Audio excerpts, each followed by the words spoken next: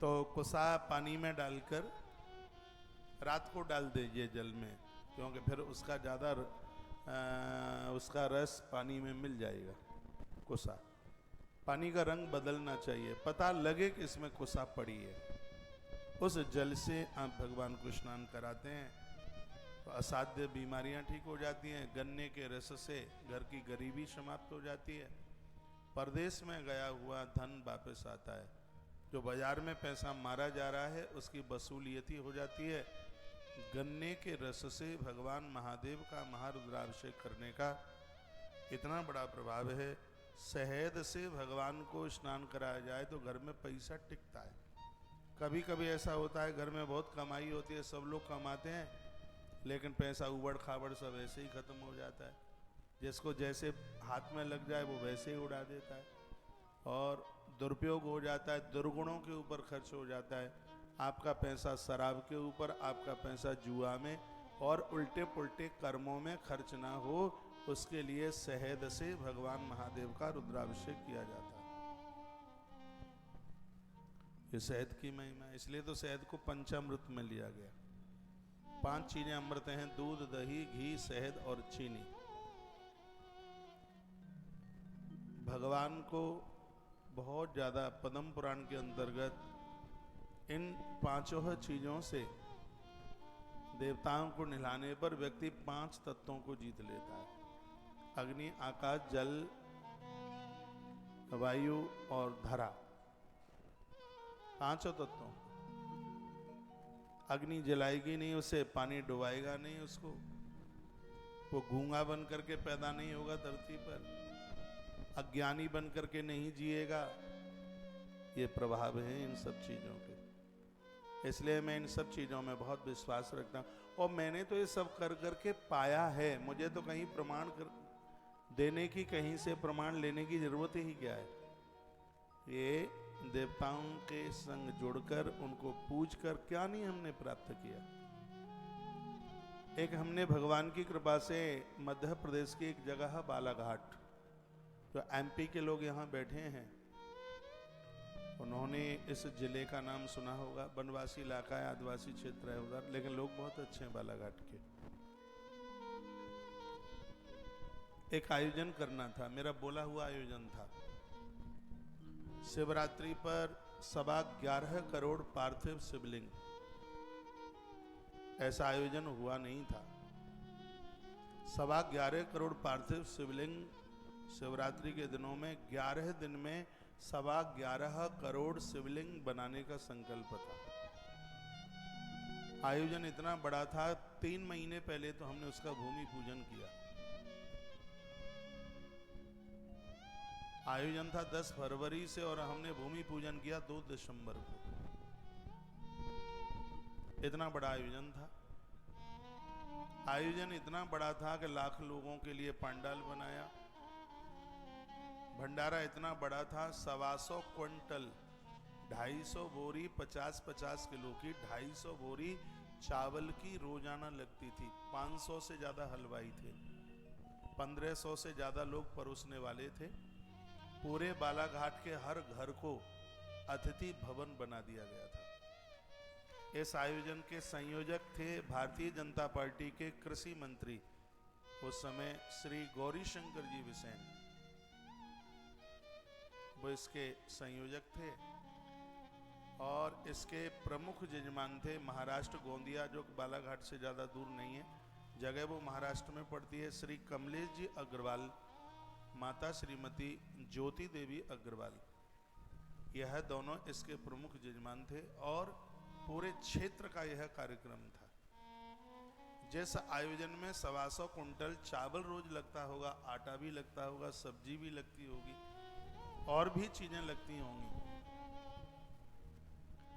संस्कार टीवी पर इस पूरे कार्यक्रम का 11 दिन का प्रसारण था। शायद उस समय आप हमसे जुड़े हों तो आपने फरवरी 2012 में शायद इस आयोजन का दर्शन किया हो। अब 2 दिसंबर को हमने भगवत कृपा से इसका भूमि पूजन कर दिया। 25 लाख रुपए के थाल फैक्ट्री में बनवाए, जहां शिव पिंडी बना बना करके रखनी थी, उसमें 25 लाख रुपए के थाल ऑर्डर दिया दिल्ली फैक्ट्री में, और वो बन करके तैयार हुए। अब सोचा यह जा रहा था कि इतना बड़ा आयोजन है जिसकी कलश यात्रा में ही 25,000 से ज्यादा लोग थे। जो 10 तारीख को इस आयोजन की जो कलश यात्रा निकली थी, इस कलश यात्रा में 25,000 से ज्यादा लोग थे। मुझे बालाघाट क्षेत्र के लोग सुन पा रहे होंगे। मैंने जीवन में भगवत कृपा से बहुत बड़े बड़े आयोजन किए हैं, लेकिन बालाघाट से बड़ा आयोजन अभी तक हो नहीं पाया।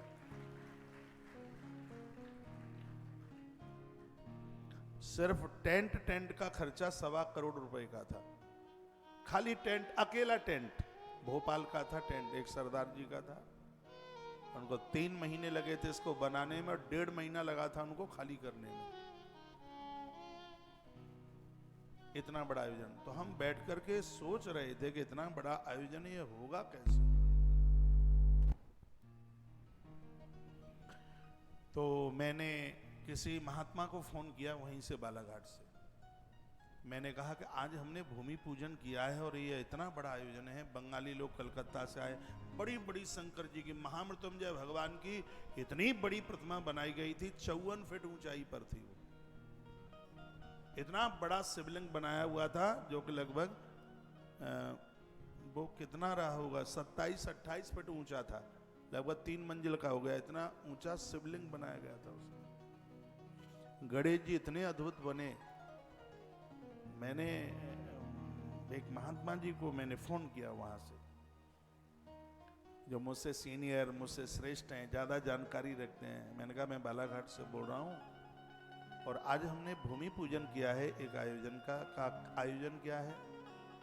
मैंने उन्हें कहा कि 11.25 करोड़ पार्थिव शिवलिंग बनाने हैं, 11 दिन का अनुष्ठान है, यानी 1.25 करोड़ शिवलिंग रोज बनेंगे, तब यह पूरा हो। 1.25 करोड़ शिवलिंग रोज बने तब यह पूरा हो। कलेजा बड़ा मजबूत था। रिस्क मैंने पूरे जीवन में रिस्क ही ली है, रिस्क के अलावा और जीवन में कुछ रहा नहीं। उन्होंने कहा बेटे तुम्हें थोड़ा विचार के करना चाहिए।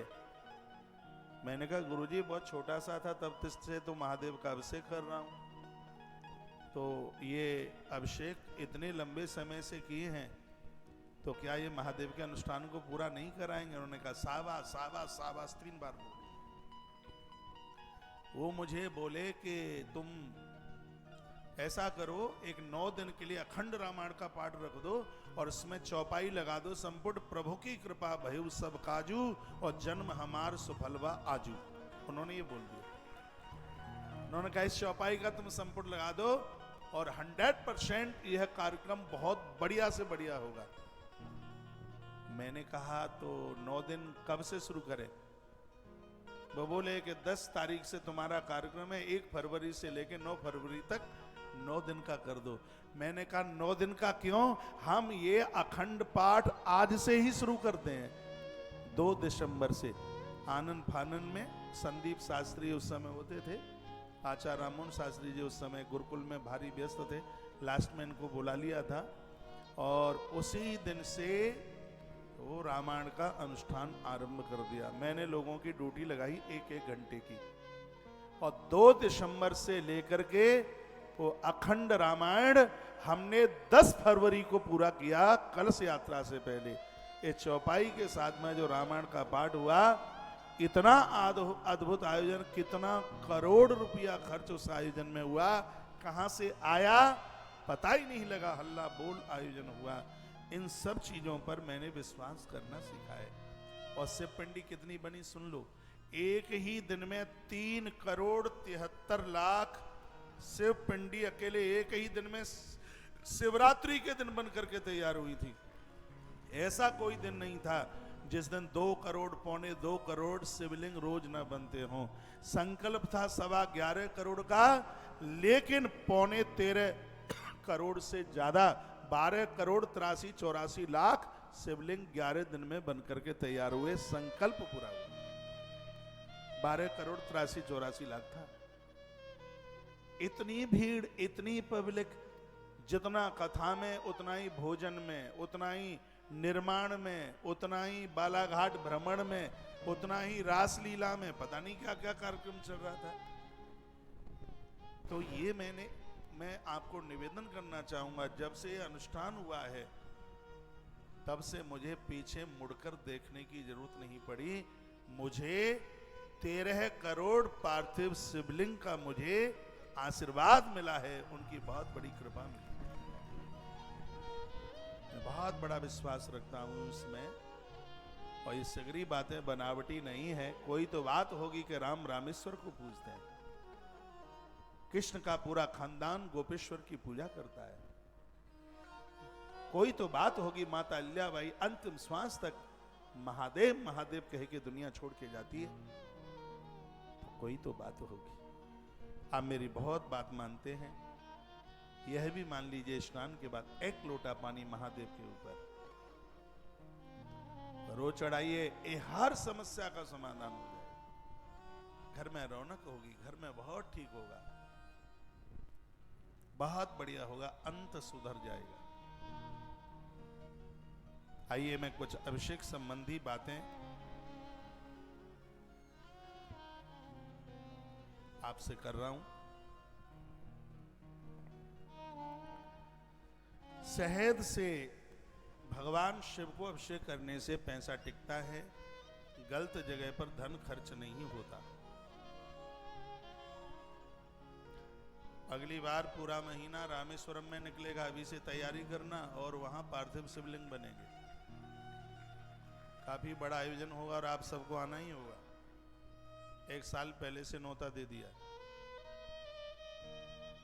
बिल्कुल सागर की बालू और मिट्टी मिला करके जो पिंडिया माता जानकी ने बनाई थी लंका से लौटकर, जब लंका से लौट के आए तो सीता माई ने पार्थिव मिट्टी के शिवलिंग बनाए।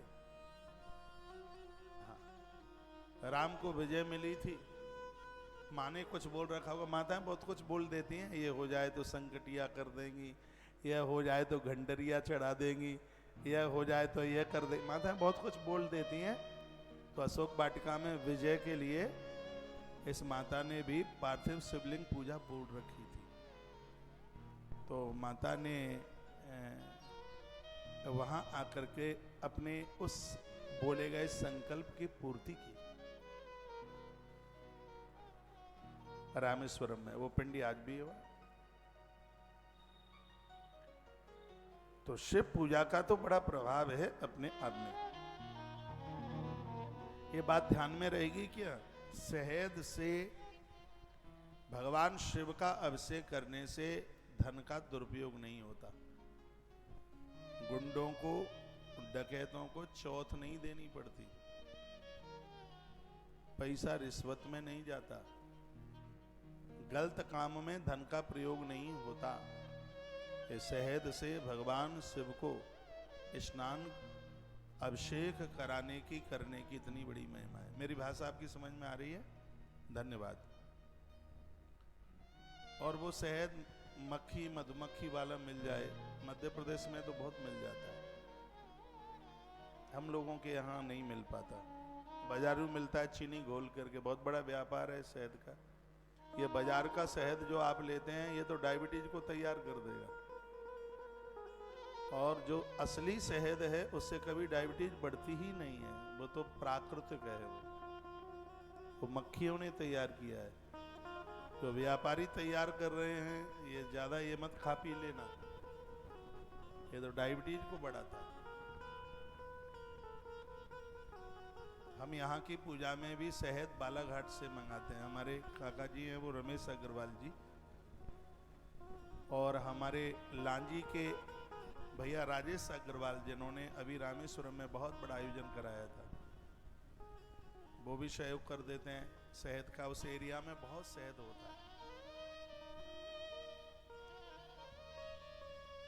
तो पूजा में असली ये शहद मिल जावे, तो इस शहद का प्रभाव है कि घर में यदि कोई शराबी पनप गया है और सब पैसा को शराब जुआ के ऊपर खर्च करे देता है, बिगड़ा हुआ है बाजारू स्त्रियों के ऊपर खर्च करे देता है, तो लिंग पुराणांतर्गत शहद से भगवान शंकर का महारुद्राभिषेक करने से पैसे का दुरुपयोग नहीं होता, घर में संपत्ति टिकती है, पैसा रुकता है।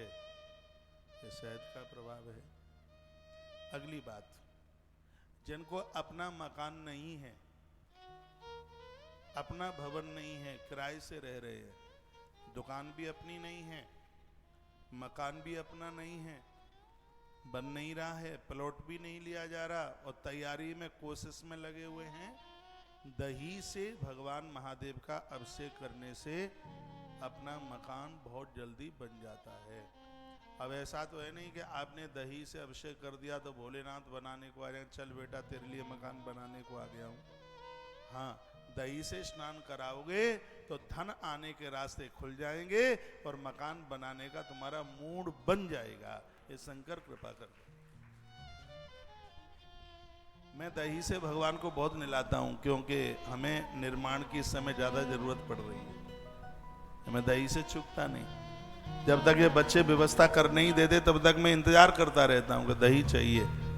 भगवान महादेव की पूजा में मैं तो हवन में भी दही डालता हूं, दही से मैं आहुति डालता हूं। और आप मुझे ठीक से बारीकी से आप सुन पा रहे हैं तो दही से भगवान महादेव का रुद्राभिषेक करने से अपना भवन बन जाता है, अपना मकान बन जाता है, किराए के भवन से छुट्टी मिल जाती है।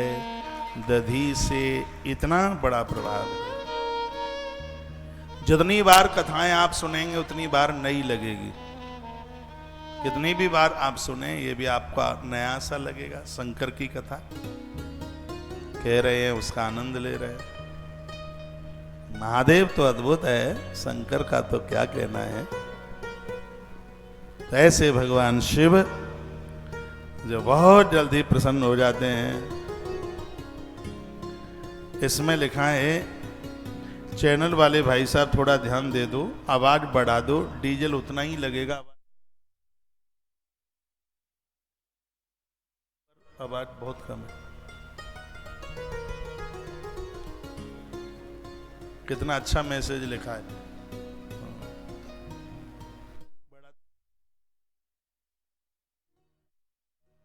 कभी मोबाइल कान में।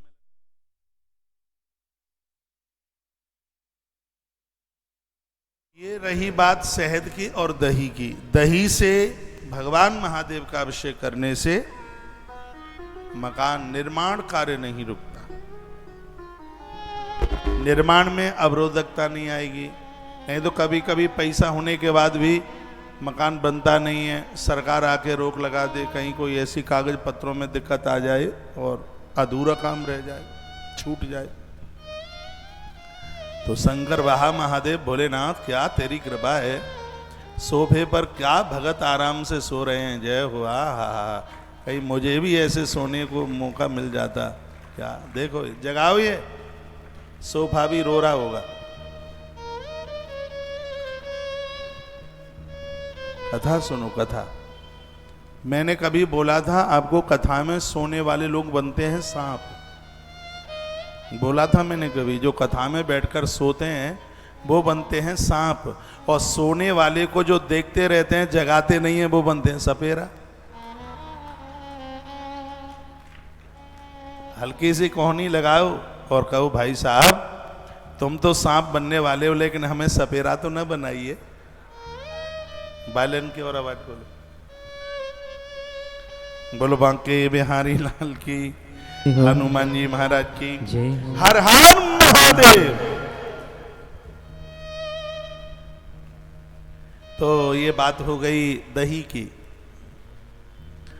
दही से स्नान कराइए। अब आपके पास मकान है तो और भी बच्चों के लिए हो जाएगा, बच्चों के बच्चों के लिए हो जाएगा। तो दही से भगवान को उनका महारुद्राभिषेक कीजिए। आपको पता है कि दही कैसे प्रयोग में लेते हैं, नहीं तो श्रृंगी रुक जाएगी। दही को मथा जाता है, दही को एकदम बिल्कुल एकदम उसमें गुटका ना रहे बिल्कुल भी, उसको एकदम बिल्कुल मथा जाता है।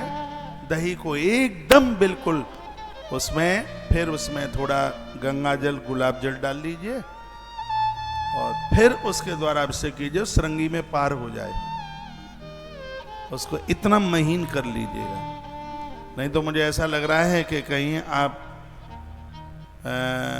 ये तो नहीं समझ गए हैं कि बस वो जैसे चीनी चढ़ाई जाती है बस वैसे ही दही चढ़ा दो। नहीं, अभिषेक होता है पूरा घंटा 1.5 घंटे का। जैसे दूध से अभिषेक होता है ऐसे ही दही से अभिषेक होता है, और ऐसे ही शहद से अभिषेक होता है। श्रृंगी में ना निकले तो लोटे में छेद कर दो। पूरी धार चलती है जब तक रुद्राष्टाध्यायी के 8वें अध्याय पूरे होते हैं तब तक। इसको कहते हैं अभिषेक, उसको कहते हैं स्नान। तो शंकर के अभिषेक की बहुत बड़ी महिमा है। एक बात मैं और आपको बोलूंगा, जो आप देवताओं को नहलाते हैं, आप जल से नहलाते हैं, उससे 100 गुना ज्यादा गंगा जल का प्रभाव है। गंगा जल से नहलाते हैं, उससे 100 गुना ज्यादा दूध का प्रभाव है। आप दूध से नहलाते हैं, उससे 100 गुना ज्यादा दही का प्रभाव है। आप दही से नहलाते हैं, उससे 100 गुना ज्यादा प्रभाव घृत का है, घी का। आप घी से नहलाते हैं, उससे 100 गुना ज्यादा प्रभाव है शहद का। आप शहद से स्नान कराते हैं, उससे 100 गुना ज्यादा प्रभाव है खांड। खांड जानते हैं? वो चीनी आती है, एक दूसरे तरह की बूरे टाइप की, और आप उससे नहलाते हैं। फिर 5 चीजों को मिला करके भगवान को नहलाते हैं, उसका प्रभाव उससे 1000 गुना ज्यादा है। पंचामृत लास्ट में 5 चीज मिला के भगवान को चढ़ाया जाता है। और उसके तत्पश्चात फिर एक बार जल से नहलाने के बाद एक कटोरी में आप गंध और चंदन दोनों चीजों को मिला लीजिए। इतना कपूर का टुकड़ा डाल दीजिए, उसको घोर लीजिए।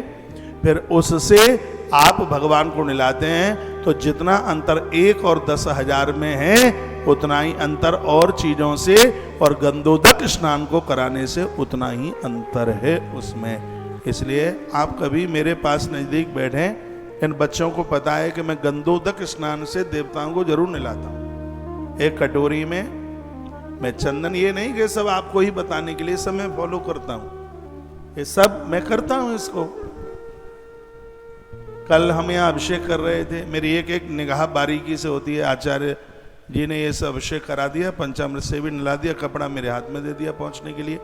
मुकुंद ने कहा ये गंधोदक स्नान से तो करा दो स्नान, और उसने अपने हाथ से कटोरी उठा करके पकड़ाई। तो इन बच्चों को पता है, सुनते हैं। गंधोदक की इतनी बड़ी महिमा है अपने आप में। इसको कहते हैं करोद्वर्त स्नान। जैसे पंचामृत स्नान है, यह करोद्वर्त स्नान है, यह इसकी बहुत बड़ी महिमा है। तो इस समय जो अभिषेक विज्ञान आप सुन रहे हैं, महारुद्राभिषेक की बातें सुन रहे हैं, बड़ी गहराई को छूती हुई बातें हैं, और यही कार्य हमारे जीवन का, हमारी जिंदगी का परिवर्तन कर देंगे। तो मैंने आपको ये दही से भगवान को महा अभिषेक करने की बात कही है, जो कि अपने मकान, दुकान, अपने महल निर्माण के लिए अब जो भी, और मैं उनको जरूर कहूँगा जो बिल्डिंग बनाने का काम करते हैं, निर्माण का जो काम करते हैं, ठेके लेते हैं, प्राइवेट लेते हैं, सरकारी लेते हैं, उनको क्या बोलते हैं? बिल्डर कहते हैं? क्या कहते हैं? बिल्डर बोलते हैं? क्या बोलते हैं जो मकान बनाते हैं? हाँ, कॉन्ट्रैक्टर तो वो रोड बनाने वाला भी हो सकता है। जो मकान बनाते हैं बड़े बड़े, उनको क्या बोलते हैं? अरे बिल्डर कहते हैं। जो फ्लैट बना बना के बेचते हैं, क्या बोलते हैं? बिल्डर बोलते हैं ना। तो यही तो पूछ रहा हूं मैं आपको। तो जिनका कुछ ऐसा व्यापार है और वो इस लाइन में व्यापार करते हैं, जिनके द्वारा निर्माण कार्य चल रहे हैं, उन लोगों के लिए बहुत अच्छी बात है, वरदान है, समझ लीजिए उनके लिए। वह भगवान शंकर का जो महारुद्राभिषेक है, वो दधी के साथ में, दही से करें। उनको कार्य में मुनाफा होगा, नुकसान नहीं होगा, फायदा होगा, अच्छी चीज लोगों को बना करके देंगे।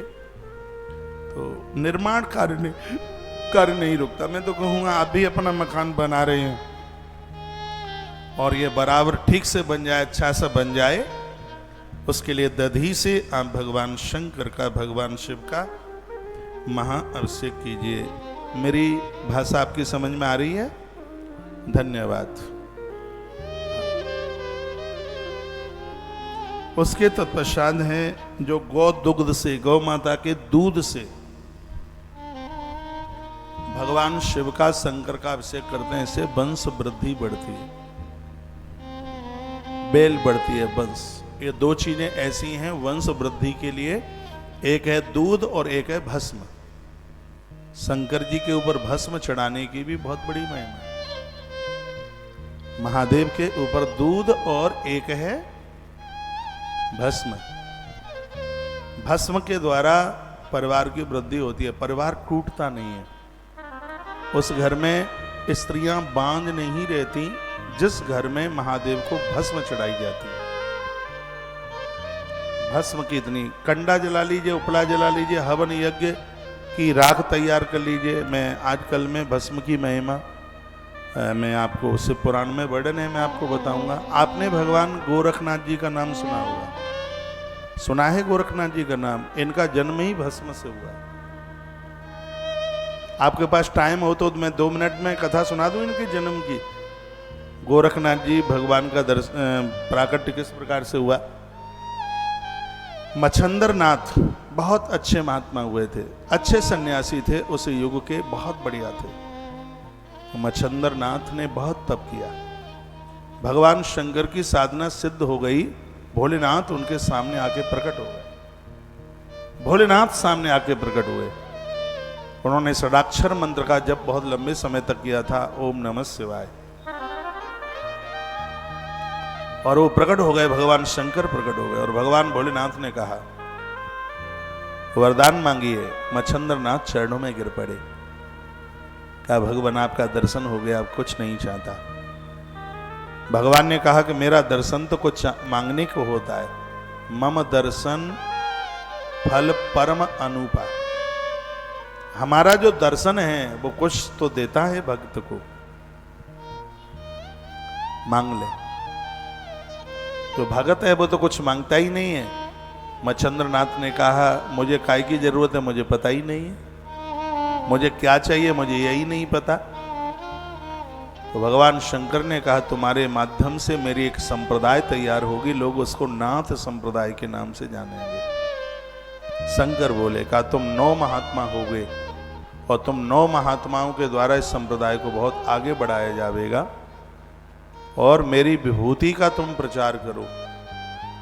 मेरी विभूति जिस किसी बांझ नारी को भी तुम दे दोगे, यह मेरा वरदान है मच्छंदर, उस विभूति के द्वारा संतान का जन्म हो जाएगा। भगवान शंकर बोले। भोलेनाथ ऐसा कहकर के प्रकट हो गए, अंतर्ध्यान हो गए। मच्छंदर नाथ कभी चूल्हा तो सुलगाते नहीं थे।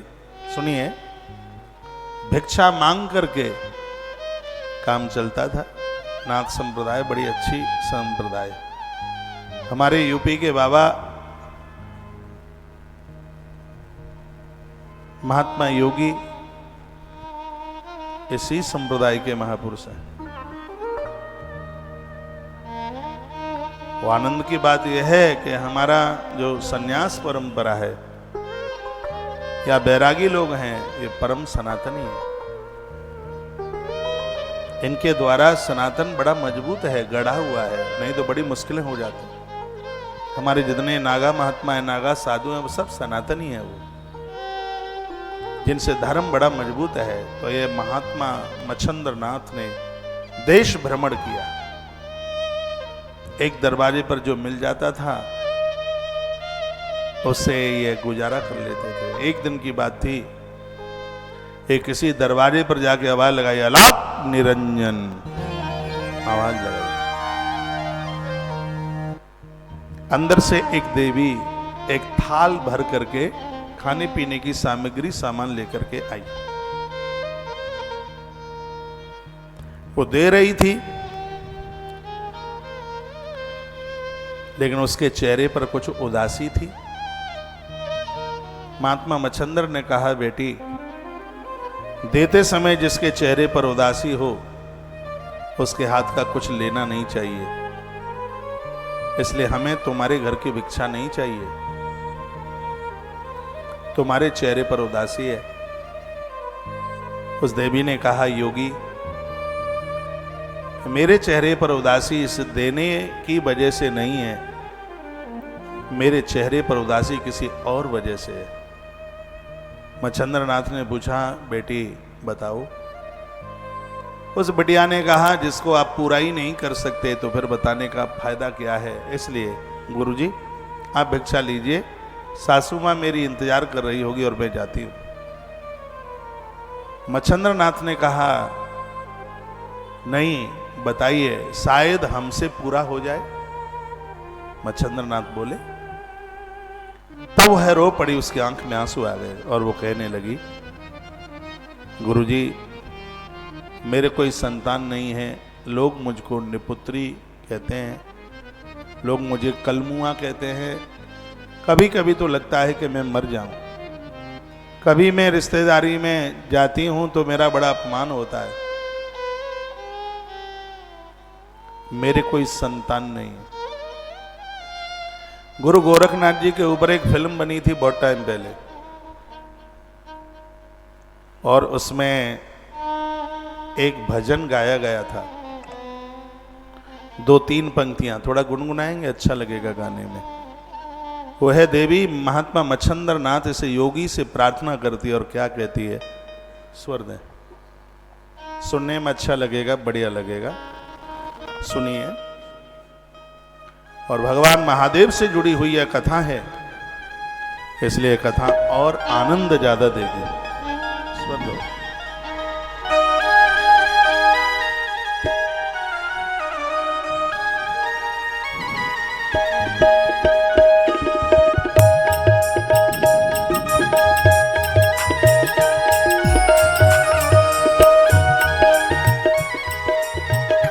मेरा मिटता बंसी बड़ा, ओ योगी मोहे बल दे दे।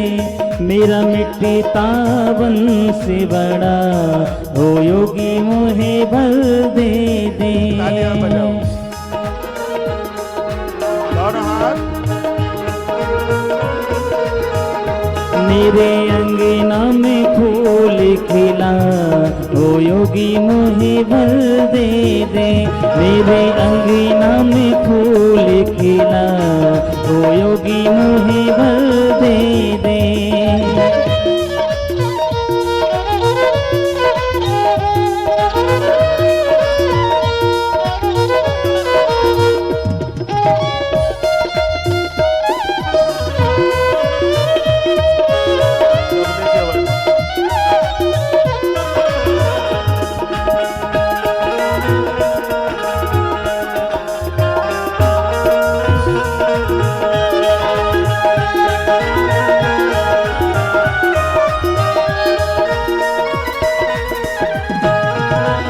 माँ बनना नारी का सपना, माँ बनना नारी का सपना, माँ बनना नारी का सपना।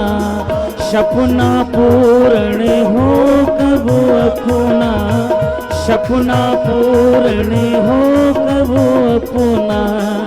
मेरी सोनी गोद भरा, ओ योगी मोहे बल दे दे। मेरी सोनी गोद भरा, ओ योगी मोहे बल दे दे। मेरा मिटता बंसी बड़ा, ओ योगी मोहे बल दे दे।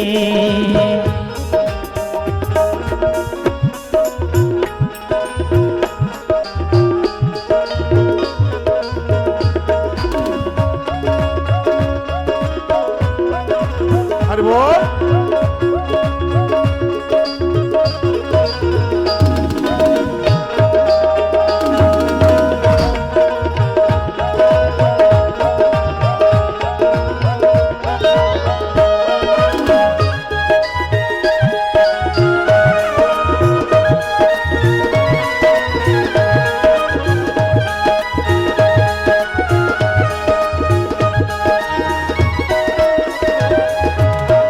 हर कोई मुझको बांझी पुकारे, हर कोई मुझको बांझी पुकारे, कल मोही कहे ताने मारे, कल मोही कहे ताने मारे, मेरा बुझता दीप जला, ओ जोगी मोहे बल दे दे, मेरा बुझता दीप जला, ओ योगी मोहे बल दे दे, मेरा बिकता बंसी बड़ा, ओ योगी मोहे बल दे दे।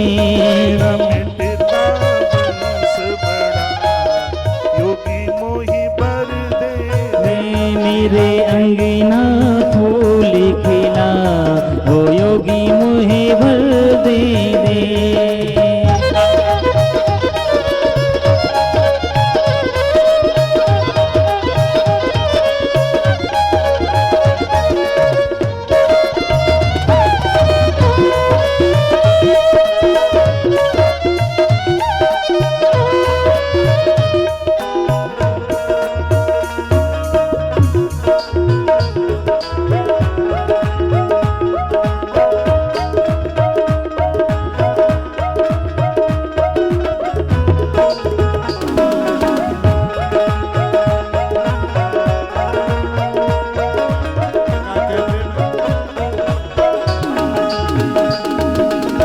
एक साधु की करती सेवा, एक साधु की करती सेवा, फिर भी मुझको मिली न मेवा, फिर भी मुझको मिली न मेवा, पतझड़ की बहार बना, ओ जोगी मोहे बल दे दे, पतझड़ की बहार बना, ओ जोगी मोहे बल दे दे, मेरा मिटता वंश बड़ा, ओ योगी मोहे बल दे दे, मेरे अंगना में फूल खिला, ओ जोगी मोहे बल दे दे।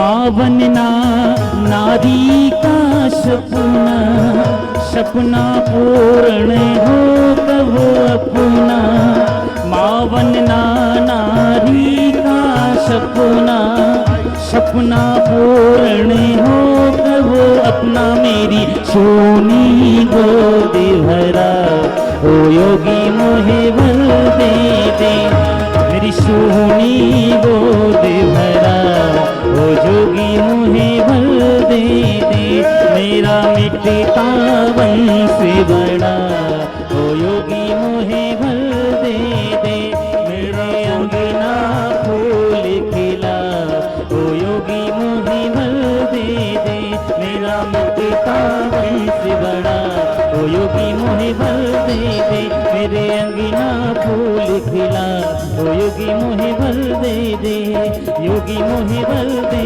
दे, योगी मोहे बल दे दे, योगी मोहे बल दे दे, योगी मोहे बल दे दे, योगी मोहे बल दे दे, जोगिया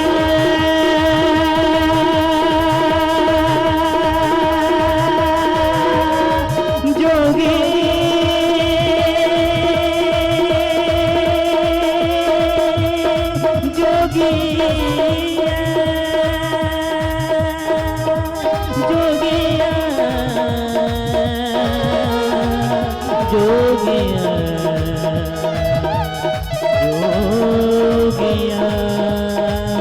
मेरा मिटता वंश बड़ा, ओ योगी मोहे बल दे दे, मेरा मिटता वंश बड़ा, ओ योगी मोहे बल दे दे, मेरा मिटता वंश बड़ा, ओ योगी मोहे बल दे दे, योगी मोहे बल योगी मोहि बल दे दे, योगी मोहि बल दे दे, योगी मोहि बल दे दे, योगी मोहि बल दे दे।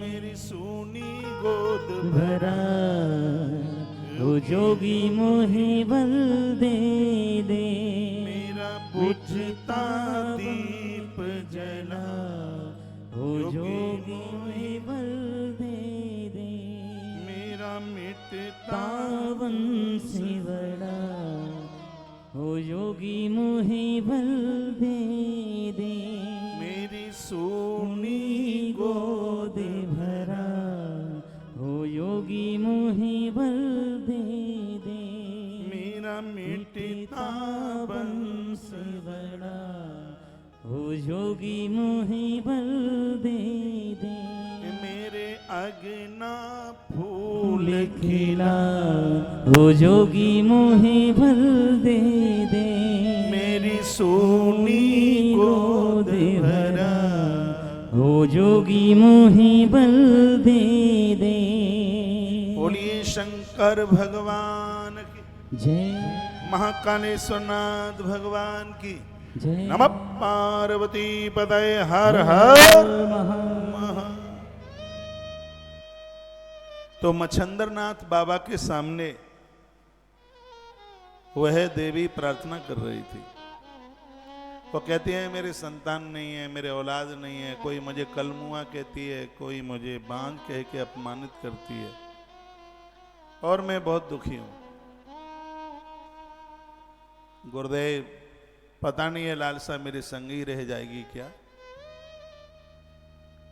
तो भगवान शंकर ने तो कहा था कि भस्म का प्रचार करो और ये भस्म तुम जिसको दे दोगे मेरी कृपा उसमें होगी, निसंतान को संतान हो जाएगी, कामनाओं की पूर्ति हो जाएगी। शंकर ने कहा था। मच्छंद्रनाथ को वही बात याद आ गई तो उन्होंने अपनी झोली से भस्म निकाली। देखो महादेव की भस्म की महिमा देखिए। उन्होंने भस्म निकाली और कहा बेटी इस भस्म को तू जल के साथ ले लेना, निगल लेना, और इस भस्म के प्रभाव से महादेव जैसा पुत्र तुझे प्राप्त होगा। और ये कह करके मच्छंद्रनाथ वहां से चले गए।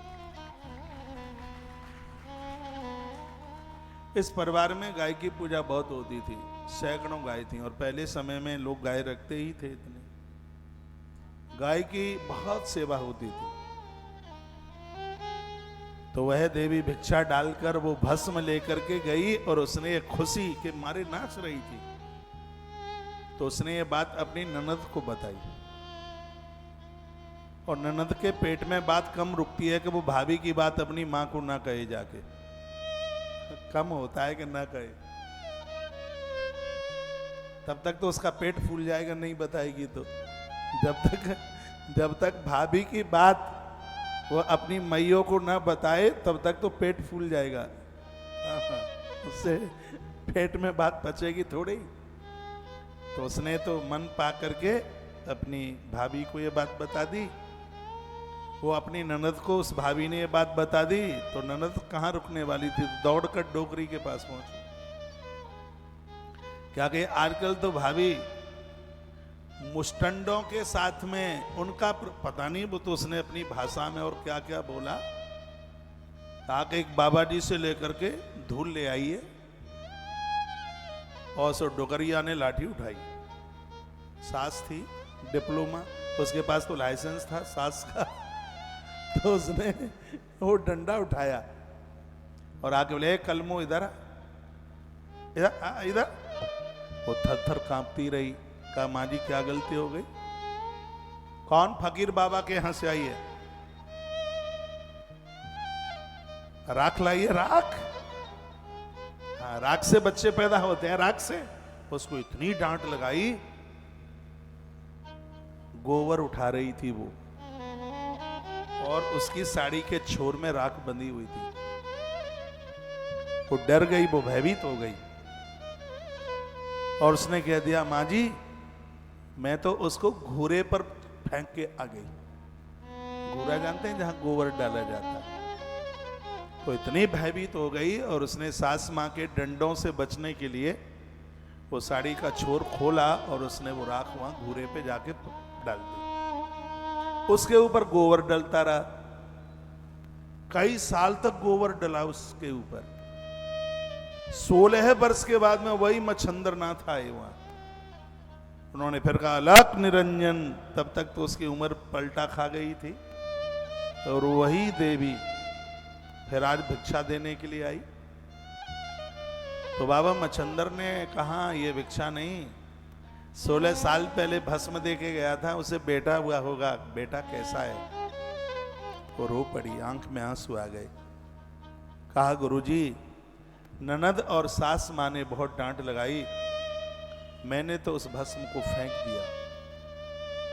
मच्छंद्र ने कहा शंकर की वाणी, संतान के लिए भस्म दी जाए और संतान ना हो, ऐसा कैसे हो सकता है?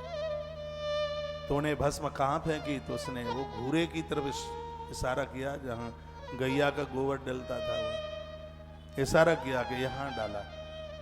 मच्छंद्र ने नेत्र बंद किए, समाधि लगाई और गोबर के नीचे दबा हुआ बच्चा मच्छंद्र नाथ ने अपनी समाधि में देख लिया।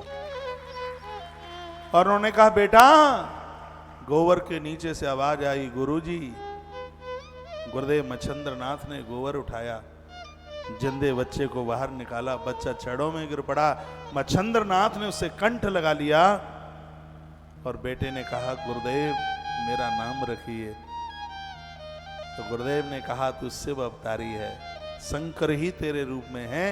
16 वर्ष तक गौ माता ने तुझे रखा है, इसलिए मैं तेरा नाम गोरख रखता हूं, इसलिए उनका नाम गोरख हुआ।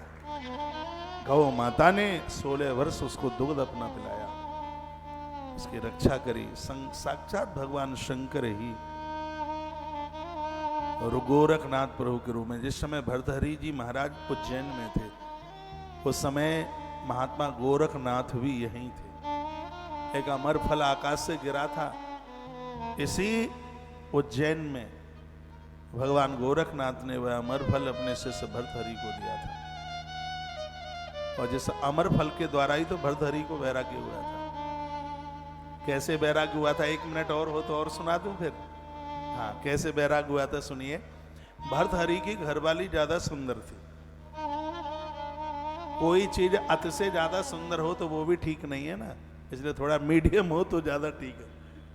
हाँ, थोड़ा पति और पत्नी का मिलता हो आपस में, एक ज्यादा सुंदर हो और एक कम सुंदर हो तो वहां ज्यादा ठीक नहीं है, ज्यादा बढ़िया नहीं है।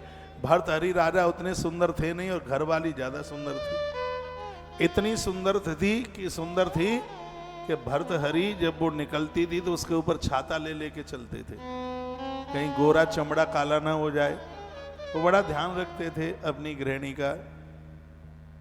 तो एक दिन की बात, गुरुदेव को लगा कि ये तो ऐसा भोगों में डूब गया है, इसका कल्याण कैसे होगा। इसको मैं सीधे बोलूं कि पत्नी से इतना प्रेम मत किया कर, तो ये मानने वाला नहीं है, क्या करें। गुरुजी ने चिंता जताई और गुरु लोग शिष्यों के लिए बड़े चिंतित होते हैं।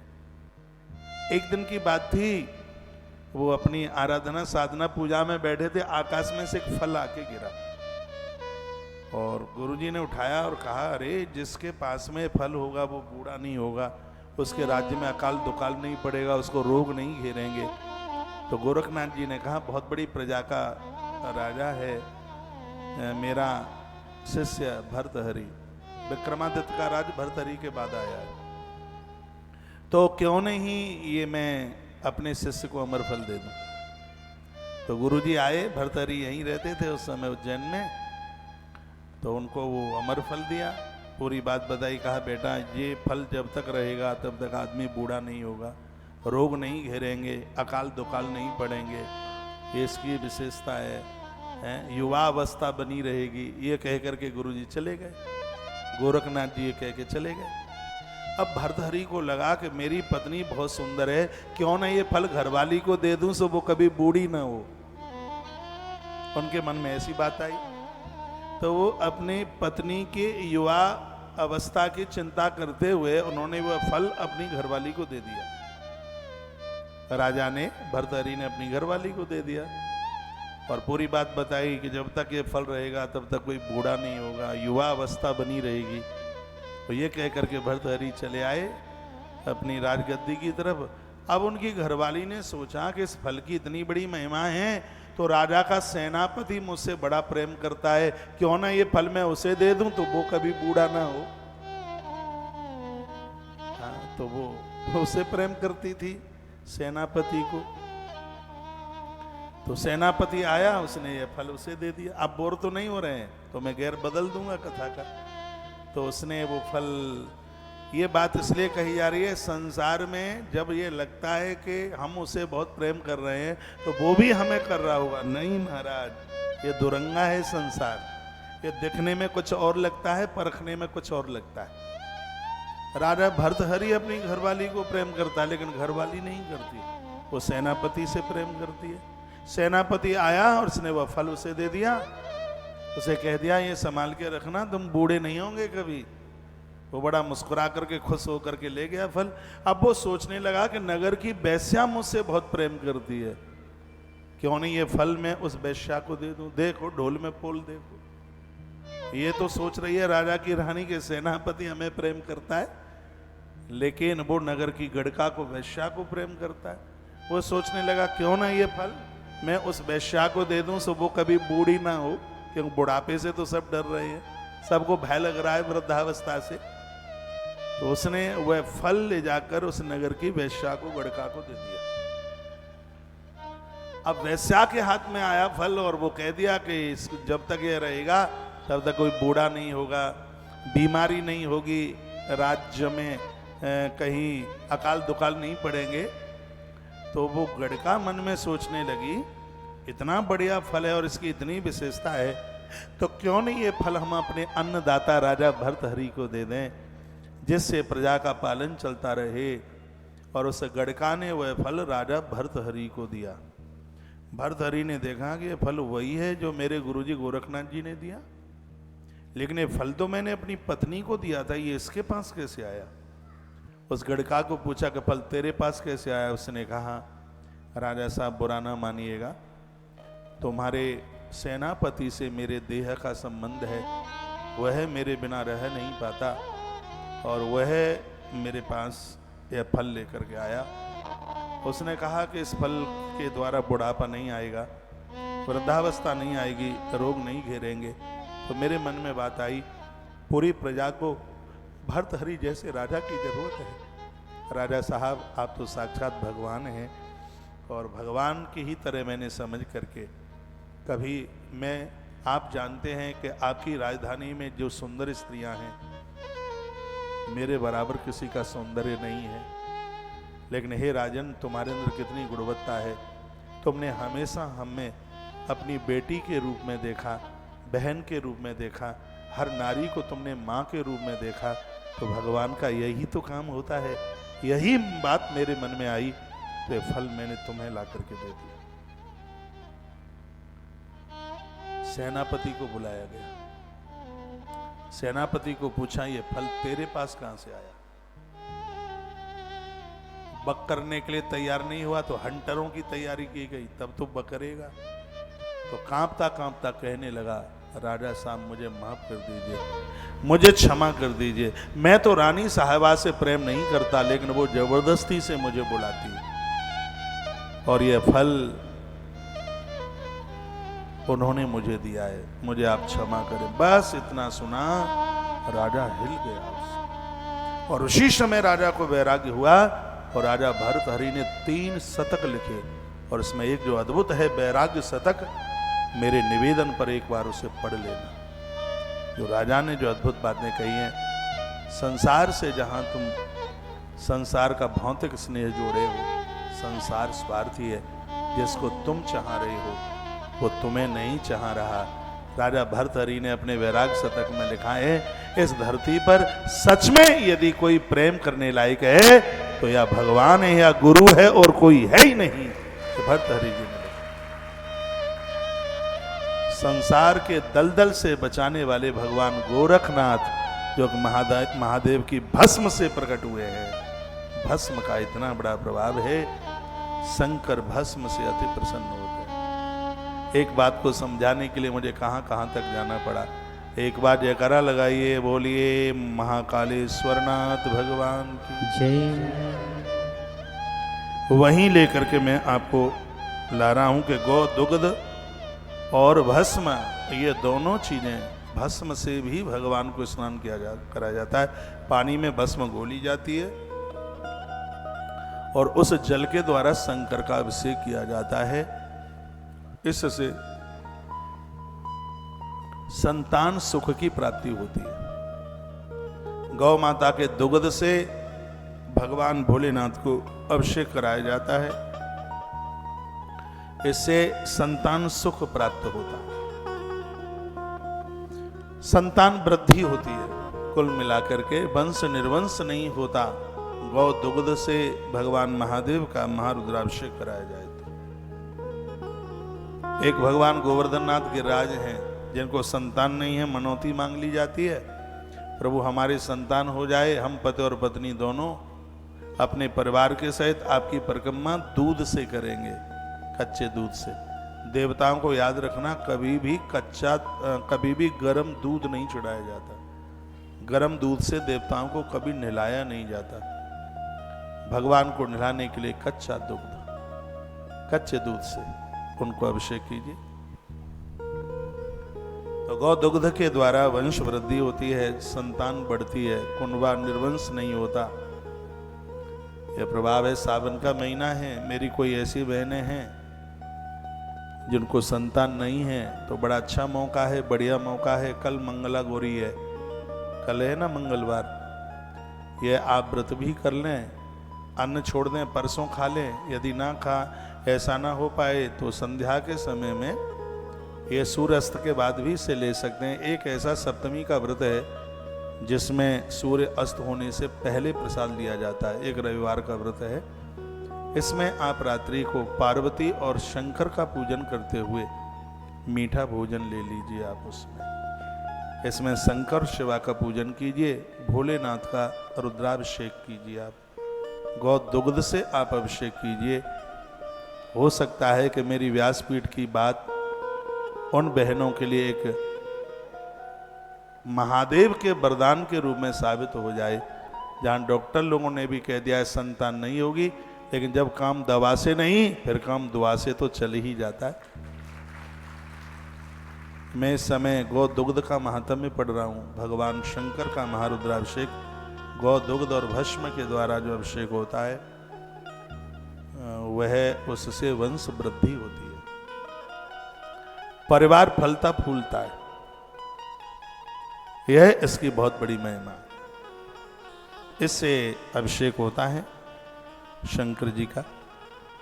और अगली बात मैं बता रहा हूं, यदि घर में कोई मृत स्थिति में, कष्ट में, बहुत परेशानी में, खड़ा नहीं हो पा रहा है और मौत को भी प्राप्त नहीं हो रहा है, इसमें लिखा है कि तीर्थों के जल से यदि उनके निमित्त भगवान महादेव का अभिषेक तीर्थ के जल से कर दिया जाए तो वह व्यक्ति मौत को प्राप्त होता हुआ वो मुक्ति को प्राप्त हो जाएगा, उसे मोक्ष की प्राप्ति हो जाएगी। जो तीर्थों के जल से भगवान महादेव का अभिषेक करते हैं उन्हें मोक्ष प्राप्त होता है, ऐसा वर्णन है। तीर्थ के जल का इतना बड़ा प्रभाव है। आप उज्जैन में रहने वाले लोग कितने भाग्यशाली हैं, आपके तो हैंडपंप नल कुएं में भी तीर्थ का ही जल निकलता है, जिससे आप भगवान शिव का अभिषेक करते हैं।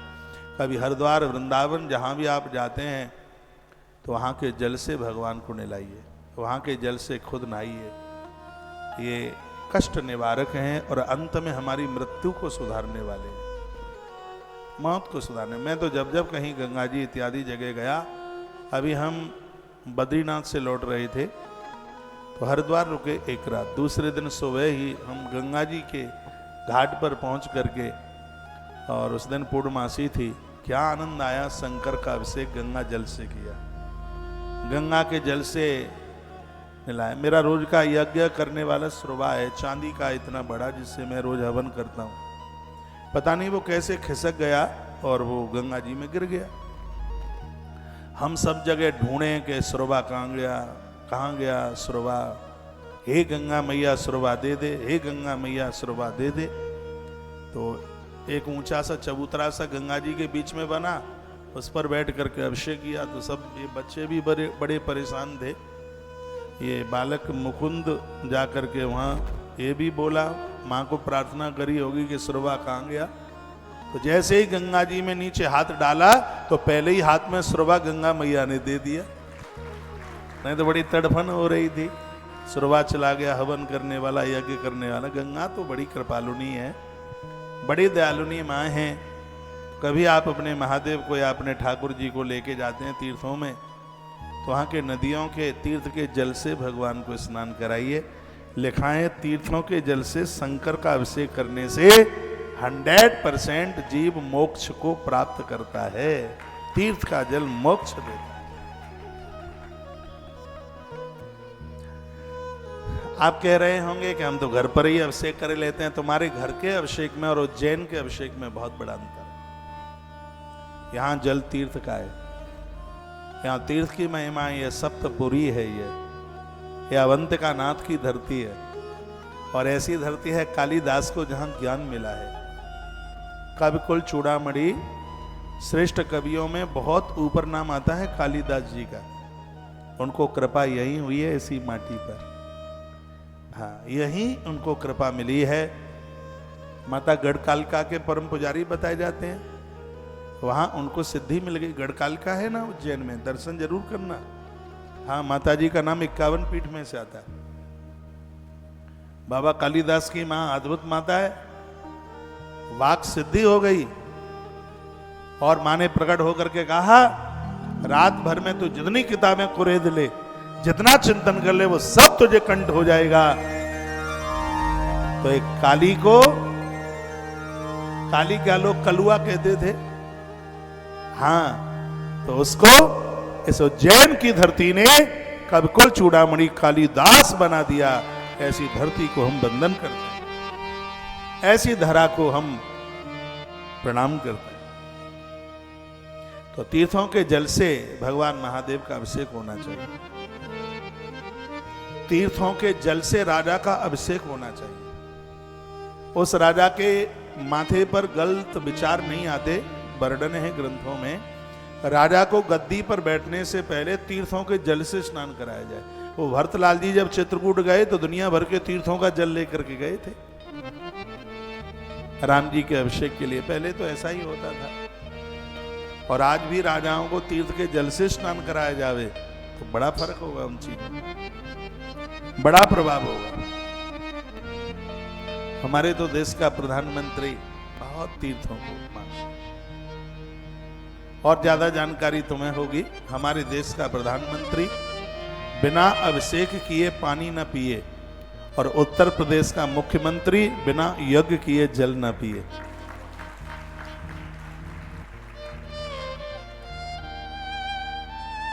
एक बात मैं निवेदन करूंगा, सैकड़ों वर्ष पहले हिंदू ने ईरान इराक छोड़ दिया। सैकड़ों वर्ष पहले सिंगापुर छोड़ दिया, आरओसी की कंट्रियां छोड़ दी। 50-40 साल पहले बांग्लादेश छोड़ दिया। पाकिस्तान छूट गया, कहां है? और मैं बहुत निवेदन करना चाहूंगा, यदि हिंदुत्व को जोर न दिया तो कहीं भारत छोड़ने की नौबत ना आ जाए। और भारत भी छूट गया तो फिर जाओगे कहां? निवेदन है, अपने धर्म में विश्वास रखो। पीर पैगंबरों पर काय के लिए चद्दरें उड़ाते हो आप? हनुमान जी पर चोला चढ़ाओ, उनके ऊपर सिंदूर चढ़ाओ। कहां किनकी बातों में आप आ गए हैं? मस्जिदों में आप भाग रहे हैं, वहां ओढ़नी उड़ा रहे हो। दुर्गा मां को आपको चुनरी नहीं चढ़ाई जाती कभी आपसे, और वहां तुम्हारी मनौतियां पूरी होती हैं। ये धर्म को खोखला करने की बात मत करो। हमारा हिंदू ईरान इराक सब जगह फैला हुआ था, कोई जगह नहीं थी जहां पर हिंदू नहीं था। लेकिन हिंदू सिकुड़ गया है सब जगह से। केरला खाली होता हुआ जा रहा है। जम्मू कश्मीर में कितना हिंदू वहां से निकला। पश्चिम बंगाल में हिंदू की क्या हालात हो रही है। मैं कोई राजनीतिक बात आपसे नहीं कर रहा हूं। छोड़ते छोड़ते इतना छोड़ दिया आपने, ईरान, इराक, आरओसी के सवरे देश छोड़ दिए, पाकिस्तान छूटा, बांग्लादेश छूटा, ये सब छोड़ा ही तो है। छोड़ते छोड़ते और कहाँ जाओगे। स्थिति यह बन जाएगी कि कहीं भारत भी ना छूट जाए। भारत छूट जाएगा तो फिर जाओगे कहाँ।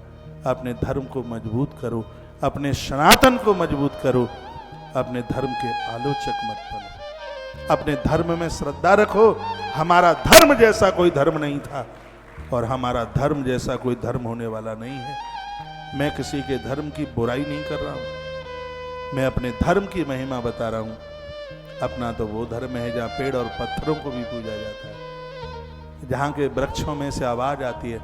आप कहोगे आती है ना। भागवत के पहले श्लोक में पेड़ ही तो बोल रहे थे, सुखदेव बन के पिताजी हमारे पीछे मत भागो। प्रतिमाएं यहाँ की बोलती हैं, प्रतिमाएं यहाँ की बोली हैं, सुनिए सत्य आशीष हमारी, पूज है मनोकामना तुम्हारी।